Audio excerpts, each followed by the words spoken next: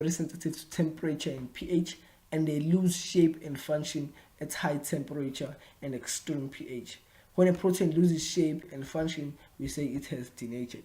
So the denaturing of proteins is caused by temperature and pH, and they can no longer they can no longer be used to do their function when they have denatured due to temperature and pH.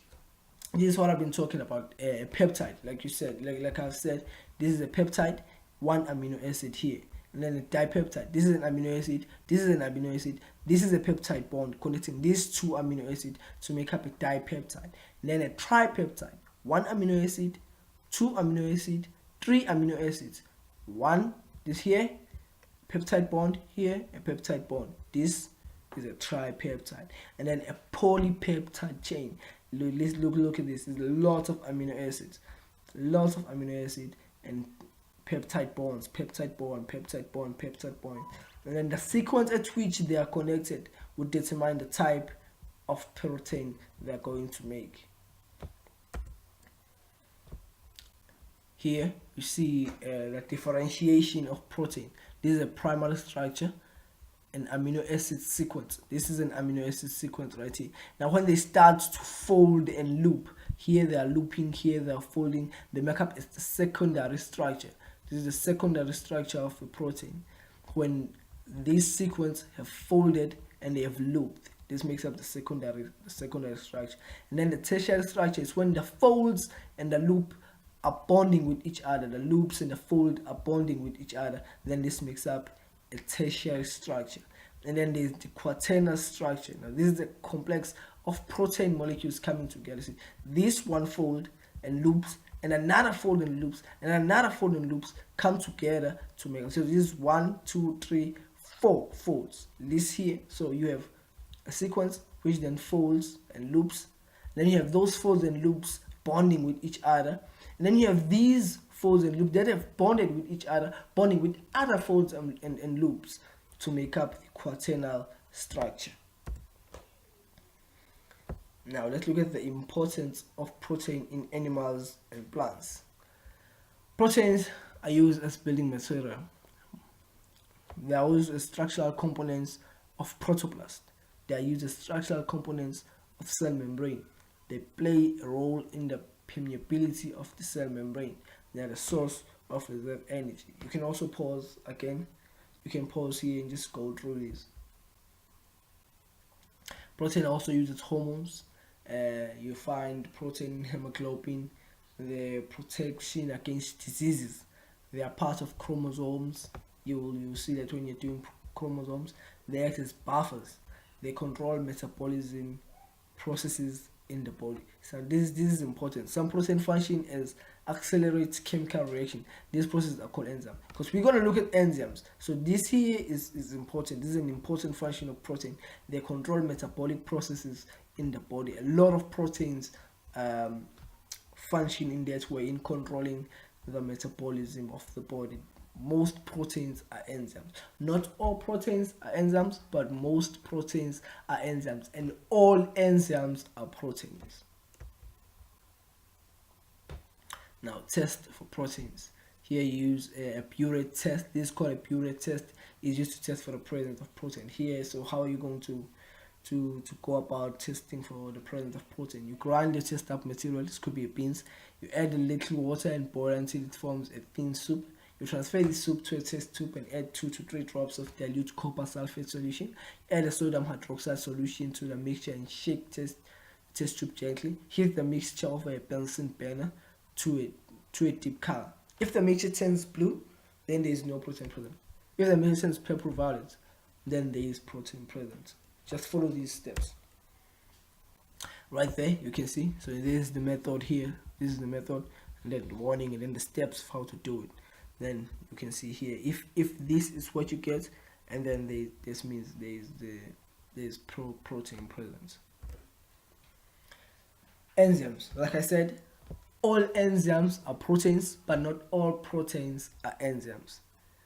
Enzymes are a type of protein that function to accelerate the biological reaction of living organisms.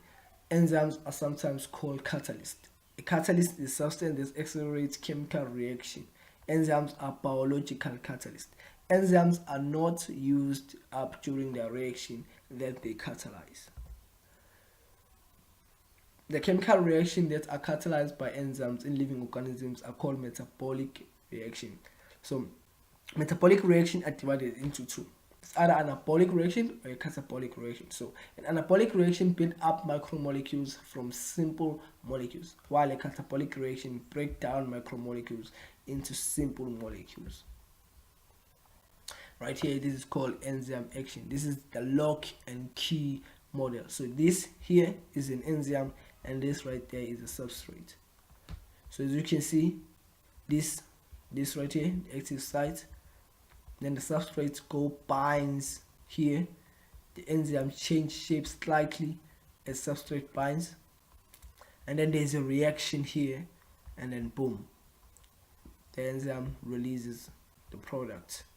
This right here is the breakdown of larger molecules, because this is one large molecule, and then it bonds here, and then the enzyme break it down. So this is a catabolic reaction. Substrate, you can read here, substrate entering the active site of enzyme. This is called the enzyme substrate complex, when the enzyme has bonded with the substrate. When the substrate is bonded to the active site of the enzyme, this is called an enzyme substrate complex. And then after the reaction has happened, you get an enzyme product complex, and then here the product leaving the active site of the enzyme. The enzyme remains the same, but then the product is different now. So you have one substrate, you have two products. Each enzyme is highly specific to the type of substrate that they bind to, just like every clock has its own specific, just every lock has its own specific key. Like you can say lock and key model. Every lock has a specific key. As you can see, the active sites can only bind to this substrate. If the shape of this changes, they won't be able to bind here, because you can see the shape here. It means they can bind to the active sites. If they change shape, they can no longer bind to this enzyme. So this is what this is saying each enzyme is highly specific to the type of substrate they bind to, just like every lock has its own specific key. And right here, the enzyme lowers the activation energy of the reaction. You can see there's AP here. This is without the enzyme, and then boom, 6 at the same time, but the energy used has been lowered when there is enzyme. Here is with enzyme, the energy used has been lowered, which means the reaction is going to be accelerated. Now, factors affecting enzyme action. We did say this: temperature, pH. Those two, temperature and pH, they affect enzyme action. Here, this side is activity. Here, there's increasing temperature, like 0 degrees Celsius, 10 degrees Celsius, 20 degrees Celsius. Now you can see enzymes. This specific enzyme. This is one specific enzyme, because some enzyme can work maybe optimally here at 20, some can work here at 60, but this enzyme can only work optimally because this is activity. This is the highest activity this enzyme can reach. It when it is around 38 degrees Celsius, but around this point, this is where this enzyme is working at its best.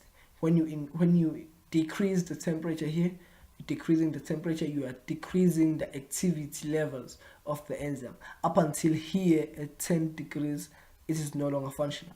Anything less than 10 degrees, this enzyme will not be functional. And then here, unfortunately, when you increase the temperature, the enzyme becomes denatured. And once the enzyme has denatured, it can no longer go back to doing its functions. But luckily, when the temperature is low, the enzyme can just sit there and do nothing, and then you increase until it's here at its optimal and happy, it's doing everything. And then you keep increasing, start decreasing, the activity start decreasing, and then it start denaturing. It's no longer able to do anything. Start denaturing up until here it is completely denaturing. It can no longer do any function, no matter what. Now, even if now you do lower the temperature, it can no longer do its function because it has denatured.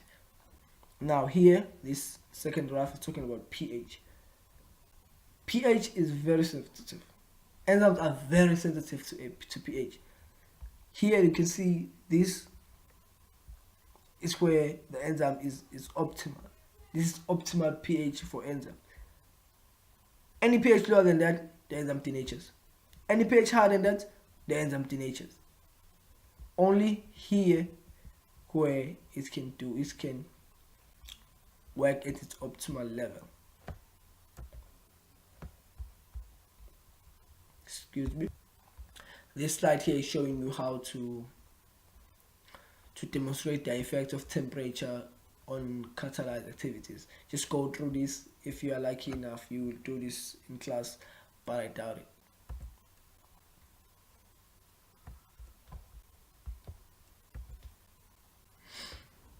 Now, nucleic acid. There are two types of nucleic acid. There's DNA and then there's RNA. DNA stands for deoxyribonucleic acid, and RNA stands for ribonucleic acid. Nucleic acid are also polymers, meaning they are made up of small molecules. The building blocks of nucleic acid are nucleotides. A nucleotide is made up of a sugar molecule, a phosphate group, and a nitrogenous base. Note how nitrogenous base is bold. Now, there are 5 different types of nitrogenous bases, meaning there are 5 different types of nucleotide, obviously. So there's adenine, there's guanine, there's thymine, which is only found in DNA, and then there's cytosine, and then there's uracil, which is only found in RNA. So adenine, guanine, and cytosine are found in both RNA and DNA, but then thymine is only found in DNA, and uracil is only found in RNA. Nucleic acid are also made up of the elements carbon, hydrogen, oxygen, and then they have nitrogen and phosphorus. Nucleotides are joined together by phosphodiester bonds. A phosphodiester bond joins the phosphate of one nucleotide to the sugar of the next. These bonds form a backbone of the nucleic acid. Now, DNA. DNA is found in the nucleus of the cell. It carries information for the synthesis of protein, and then it is double-stranded helical shape, while RNA is found in the nucleus and cytoplasm of the cell and also forms part of the ribosomes. It transfers information from DNA in the synthesis of protein. It is single-stranded shape. So these are differences between DNA and RNA. There you see. This right here is RNA, ribonucleic acid. This right here is DNA, deoxyribonucleic acid. Like I said, these are nucleotides. In DNA, there's base pairing. There's no base pairing. This is double helix. This is single.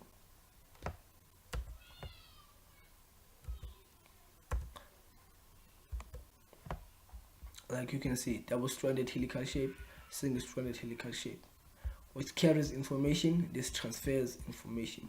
Found in the nucleus and cytoplasm. It also makes up ribosomes.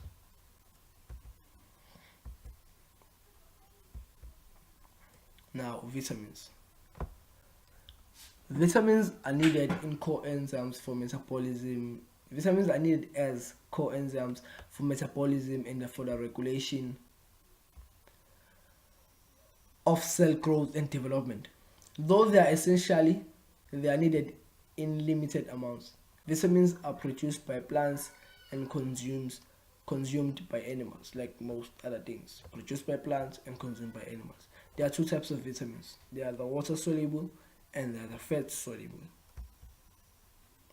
Now, water-soluble vitamins include vitamin B and vitamin C. They can only be absorbed after they dissolve in water. Water-soluble vitamins are excreted by the body when in excess.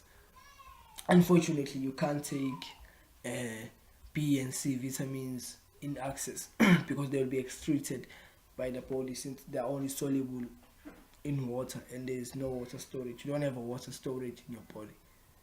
While fat soluble include A, D, E, and K, they can only be absorbed when dissolved in fat. Now, luckily, fat-soluble vitamins can be stored in the body when in excess. This is because you do have a fat storage in your body.